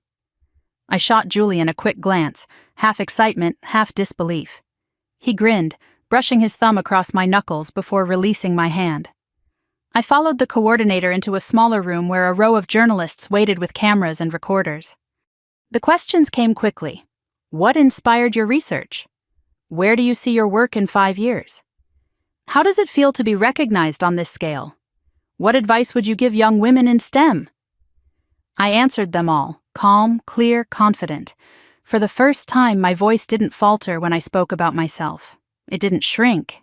It didn't apologize. But then someone asked, "Your recent engagement photos went viral. Can you tell us about the Wintercrest Estate event? The Crest family has deep ties to the tech industry. Will that influence your future work?" My breath caught. The question wasn't malicious, but it cracked open a vulnerability I hadn't expected. I glanced briefly at the camera. Somewhere, I imagined my parents watching, wondering how they'd miscalculated, regretting their cruelty, but only because it had backfired publicly. I steadied myself and answered with measured calm. The photos were from a private family gathering. My engagement is separate from my professional achievements. My work stands on its own. A few reporters nodded approvingly. After the session, I stepped out of the press room, heart still pounding. Not from fear, but from the intensity of the moment. Everything felt like it was shifting, accelerating. Julian met me in the hallway, wrapping me in another hug. "You handled that beautifully," he said. Before I could respond, Mason approached. "I just spoke with the board," he said. "There's strong interest in expanding your role after today. We'll discuss next steps next week." My breath caught. Promotion? Leadership? Expansion? I nodded slowly, almost dizzy with the possibilities. "Thank you, truly." Julian raised an eyebrow at me after Mason left. "We're celebrating tonight," he said. "Non-negotiable." I won't argue. We walked toward the exit. But before I reached the doors, my phone buzzed again. I glanced at it and stopped in my tracks. A message from my father, long, desperate. Nothing like the sharp, commanding texts he'd sent before. "Lauren, please, we saw your presentation." Your mother cried. "We need help. We are losing everything. Please talk to us. We miss you. We're proud. We just need you. Please." My breath trembled. Julian glanced down at my screen, then back to my face. "Lauren." I swallowed, blinking hard. "They're only proud because they need something." "Yes," he said. "And you don't owe it to them." I looked back at the doors, at the bright winter day waiting outside, at the life I'd built, at the man beside me who had chosen me before the world had. And in that moment, something inside me settled. Peace. A new kind of peace. One built on letting go. I locked my phone and slipped it into my pocket. "Let's go," I said softly. Julian took my hand, and together we stepped into the crisp winter air, toward the future that belonged to us, not them. And for the first time in my entire life, the world felt wide open. The storm rolled in overnight, a thick curtain of snow sweeping across the city, muting every sound until the world felt suspended in a soft, white hush. I woke to the gentle glow of winter light filtering through my curtains, but instead of the calm that usually came with mornings like this, my stomach twisted with unease. Something felt off, not wrong, just looming, like a shadow stretching across the floor before you know who it belongs to. I sat up slowly, rubbing the sleep from my eyes, and reached for my phone on the nightstand. Dozens of notifications flooded the screen, texts, missed calls, emails. My pulse quickened. I opened the first message, already knowing who it would be. My father. "Lauren, please. We're desperate. You need to talk to us." Another from my mother. "We can't get through to the banks. They're telling us the loan is defaulting. You have connections. Use them." And another. "Your father is sick with worry. We might lose the business. Do something." A cold, heavy silence filled the room. There were also messages from my sister, Selena, each more frantic than the last. "Dad won't come out of his study. Mom is crying non-stop. We know you can help. Please stop punishing us." Punishing. The word hit like ice water down my spine. I wasn't punishing them. I was protecting myself. But clearly, they saw no difference. Before I could spiral, a soft knock sounded at my apartment door. I frowned, pulling on a sweater as I walked to open it. Julian stood on the other side, snow dusting his hair and shoulders, his expression equal parts concern and determination. He stepped inside before I could speak, closing the door gently behind him. "I figured you'd be awake," he said softly. "I just needed a minute," I whispered. He searched my face, then held up a paper bag. I brought breakfast and coffee. The warmth of the gesture loosened something tight in my chest. We settled at the small kitchen table, steam rising from our cups. Snowflakes drifted past the window, settling on the fire escape. Julian waited until I took a sip before asking, "Your phone exploded too?" I nodded. "They won't stop. It's like they can smell blood in the water." His jaw tightened. "They're panicking. They don't know how to survive without control." I stared down at my hands. Is it terrible that I don't feel anything for them right now? Not anger, not sympathy, just nothing. He reached across the table and covered my hand with his. "It's not terrible. It's human." I breathed out slowly. "They expect me to save them." And you don't owe them that." "I know," I whispered. "But I also know what this means to them. The company is all they've ever cared about. It's the one thing they taught us to worship growing up." "Except you," Julian said gently. "You were always just a tool for them, a placeholder, someone to compare to Selena." I flinched, not because the words were cruel, but because they were true. He squeezed my hand. "Listen to me. You have every right to walk away." I nodded, though the knot in my chest didn't loosen. Around noon, the snow eased into a soft powder, the city glowing beneath it. I tried to focus on reviewing materials for the partnership meeting next week, but my thoughts kept drifting. Around 1, my phone rang again. My grandmother. I answered immediately. "Sweetheart," she said, her voice trembling with the effort of staying steady. "I know I shouldn't interfere, but I think you need to know what's happening." I inhaled sharply. "Grandma, what's going on?" She hesitated. "Your father collapsed this morning." A hollow shock spread through me. Collapsed? "They took him to the hospital. Stress, they said. Overexhaustion. He hasn't slept in days." My chest tightened painfully. I closed my eyes, feeling the old instinct return. Run to them, fix everything, be the dutiful daughter. But then I felt Julian's hand on my back, steadying me with a soft pressure. "What do they want from me?" I whispered. "They want you to come," Grandma said. "But I told them it wasn't fair to ask. You've already been hurt enough." Tears stung my eyes. "I don't know what to do." Grandma's voice softened. "Do what gives you peace, Lauren, not what gives them comfort." After we hung up, I sat motionless at the table, staring at nothing. Julian didn't push. He simply waited. Finally, I whispered, "I need to see him." Julian nodded gently. "Then I'll drive you." The roads were slick, but the city was unusually quiet. When we pulled into the hospital parking lot, my heartbeat thudded in my ears. I felt like I was slipping into a parallel reality where the past and present collided. Inside, the sterile brightness of the hallway made my skin prickle.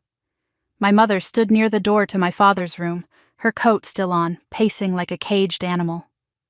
When she turned and saw me, her face twisted, shock, relief, panic, anger all flickering through her expression. "Lauren," she breathed, stepping toward me as if expecting a hug. I didn't move. "You came," she whispered. Julian stood a respectful distance behind me, watching closely. "Where is he?" I asked quietly. She gestured toward the room.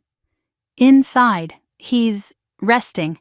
The doctor says he needs to avoid stress, but how can he when you—" I held up a hand. "Don't!" Her mouth snapped shut. Inside the room, my father lay in the hospital bed, looking smaller somehow. His face was pale, his breathing shallow but steady. He glanced over when I stepped inside, and something like shock crossed his features. "Lauren," he croaked. I stood beside the bed, my hands clasped in front of me. "Dad." He swallowed hard. You came." I nodded. For a long moment, we were silent. Then he spoke. "The company is falling apart." His voice shook with a vulnerability I had never heard from him. "Everything we built, everything we worked for, it's slipping away." I didn't respond. "We need you," he whispered. "You have connections, influence, your company, your fiancé's family." I stiffened. "No." His brow furrowed. "What do you mean, no?" "I mean," I said, voice steady, "I'm not saving you." His eyes widened, shock giving way to anger. "Lauren, this is your family." I shook my head. "Family doesn't throw you out of Christmas dinner. Family doesn't tell you you're worthless. Family doesn't only call when they want something." His face reddened. "I did what I had to." "You humiliated me," I said quietly. "Over and over. And now you think I owe you salvation?" "It's not about owing." "It is," I said. "And I don't." He stared at me, breath trembling. Outside in the hallway, I saw my mother watching through the window, lips tight, eyes brimming with panic, Not for him, but for the empire slipping from her grasp. My father sagged against the pillow. "We'll lose everything." I nodded. "Then you'll lose everything." His face contorted with disbelief, as if the universe itself had betrayed him. I thought, "You'd do the right thing." "I am," I whispered. I turned toward the door. "Lauren," he rasped. I paused, his voice cracked. "Please don't walk away." I looked back at him. The man who told me I'd always be a disappointment. The man who said I didn't belong. The man who erased me when it suited him. "I already did," I said gently. I stepped into the hallway, the heaviness lifting with each breath. My mother rushed toward me. "What did he say? Is he going to help?" "Lauren—" "No," I said, "I'm not fixing your mistakes." She stared at me, stunned. "We raised you. You raised me to serve you," I said, "not to love me." Her jaw tightened. "You're making a big mistake." "No," I said, "I'm ending one." I walked past her, head high, Julian falling into step beside me. When we reached the parking lot, the cold wind cut across my face, but it felt cleansing, sharp, honest. Julian took my hand. "You okay?" I nodded, tears slipping silently down my cheeks. For the first time, "I think I will be." We drove back through the city, the snow glittering under streetlights. The world felt different, wider, clearer, like I had stepped out from beneath a shadow I didn't know was blocking out half the sky. That night, curled on the couch with Julian's arm around me, I finally understood something simple and devastating. Closure doesn't always come from reconciliation. Sometimes it comes from walking away and letting the door close behind you. Snowmelt trickled down the edges of the city, collecting in shining puddles along the sidewalks as winter slowly began loosening its grip. By the time February settled in, the air felt different, still cold, still sharp, but lighter somehow, as if the world had decided to breathe again. I woke each morning with the same sense of quiet clarity, a feeling that had begun the night I walked out of the hospital and watched the sliding doors close behind me. Something had ended, and something else, something I had never let myself imagine, was beginning. Work became not a distraction, but a source of genuine momentum. The viral photos, the Rising Innovator nomination, the press sessions, they had all pushed me into a new orbit, one where people sought me out for my voice, not as a favor or a courtesy or an afterthought, my email filled with collaboration requests, my calendar packed with brainstorming sessions and planning meetings. Suddenly, I wasn't just part of the team, I was shaping the future of the department. On a quiet Friday morning, Mason asked me to step into his office. The door closed behind me with a soft click, and he gestured toward the chair across from him. "You've had a big month," he said, leaning back in his seat. I let out a small laugh. "That's one way to describe it." "You handled everything with integrity," he continued. "Professional pressure, public visibility, and—" his expression shifted knowingly. "Personal complications." I was silent. He folded his hands. "We've been reviewing your work from the last year, and we want to offer you the role of Director of Behavioral Analytics." My breath caught. "Director? It's long overdue. You're ready, and we need a leader with your insight, calm, and vision." I blinked hard, trying to steady my breath. I'm honored." "You earned it," he said. "Every bit of it." By the time I left his office, the weight of the promotion pulsed through me like a warm current. I slipped into the hallway and exhaled, dizzy with pride. Not the kind of pride that comes from being praised. It was the kind that came from knowing you had fought 13 years of invisibility to be seen. That evening, I told Julian over dinner at his apartment. His face broke into a wide, unstoppable grin. "I knew it," he said, crossing the room to sweep me into a tight embrace. "You were always meant for this." I closed my eyes against his shoulder. "It feels unreal." "It's not unreal," he murmured. "It's your life now." We celebrated quietly, cooking together. Pasta, wine, soft music, nothing extravagant, but warm in a way my childhood home had never been. Later, as we curled up on the sofa, he took my hand. "Do you know what I love most about you?" he asked softly. I smiled. "What?" "You never let the worst parts of your past define you. You built your future with your own hands." His words hit something tender inside me, the part that had always wondered if I was strong enough. "Julian?" I whispered. "Yes? Can I ask you something important?" He shifted, giving me his full attention. "Anything." I took a slow breath. "Do you still want to get married this year?" His expression didn't falter. "More than anything." My heart warmed, a soft ache. "Then, I think I'm ready to set a date." His eyes shone as his hand tightened around mine. "We'll start planning tomorrow," he whispered. That night, for the first time in months, I slept without dreaming of empty chairs or cold Christmas lights. The next morning, I drove to visit my grandmother. She lived in a modest brick townhouse on a quiet, tree-lined street that always smelled faintly of pine and old books. When she opened the door and saw me, her face lit with a smile that reached her eyes, the kind I'd never once seen from my mother. "My sweet girl," she said, pulling me into a warm embrace. Come in, come in." I followed her into the living room, where a soft blanket was draped over the couch and sunlight spilled across the wooden floor. She poured us tea, then settled into her armchair with a sigh. "I heard about your promotion," she said, her voice trembling with pride. "The whole church group is talking about you." I groaned playfully. "Grandma," she waved a hand, "let them talk. For once they're talking about the right Whitaker." I laughed. "That's debatable." "No," she said firmly, "it isn't." We talked for nearly an hour, about my promotion, the proposal, the upcoming wedding.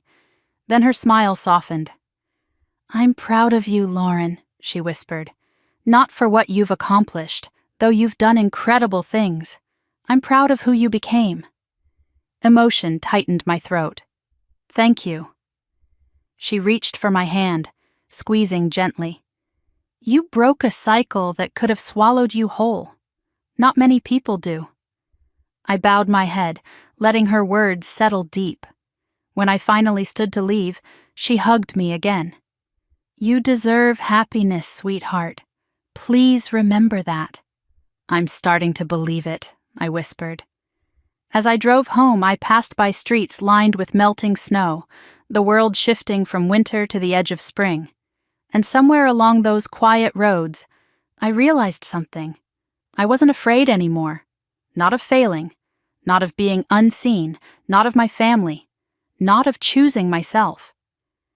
I spent the next few weeks planning the wedding with Julian and meeting with the newly formed leadership team at Neuralink. Everything felt new, full of possibility, untainted by the shadows of childhood expectations. Then, one Saturday morning, my phone buzzed again.